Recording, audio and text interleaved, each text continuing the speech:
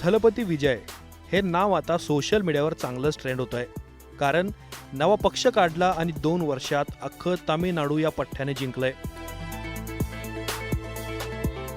द्राविडी राजकारणात धुरंधर मानल्या जाणाऱ्या DMK आणि AIDMK या दोन्ही पक्षांना विजयने धूळ चारली आहे. या निवडणुकीत थलपती विजयने आखलेल्या एका प्लॅनची सोशल मीडियावर चांगली चर्चा रंगली आहे.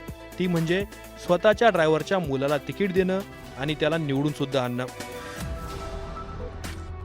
थलपती विजयचे ड्रायव्हर असलेले राजेंद्रन यांचा मुलगा सबरीनाथन आता तामिळनाडूच्या विधानसभेमध्ये थेट आमदार झालाय. विजयने जेव्हा ड्रायव्हरच्या मुलाला तिकीट दिलं होतं तेव्हा तो भावूक झाला होता. तेव्हाचा व्हिडिओ आणि फोटो आता सोशल मीडियावर प्रचंड व्हायरल होतोय. उमेदवारी अर्ज दाखल करण्याच्या अखेरच्या दिवशी थलपती विजयने ड्रायव्हरच्या मुलाला उमेदवारी दिली होती. प्रचाराच्या स्टेजवरून थलपतीने विरुगंपक्कम मतदारसंघातून सबरीनाथनला तिकीट जाहीर केलं आणि आता निवडून सुद्धा आणलंय. त्याच्या विजयासाठी थलपती विजयने खास मेहनत घेतलेली होती. मुलगा आमदार झाल्यामुळं थलपती विजयचा ड्रायव्हर आणि त्याचे कुटुंबीय भावूक झाल्याचं पाहायला मिळालं. या निवडणुकीत थलपती हा पेरांबूर आणि तिरुचीपूर्व या 2 विधानसभा मतदारसंघातून निवडणूक लढत होता. या दोन्ही मतदारसंघातून थलपती विजय हा विजयाच्या मार्गावर आहे.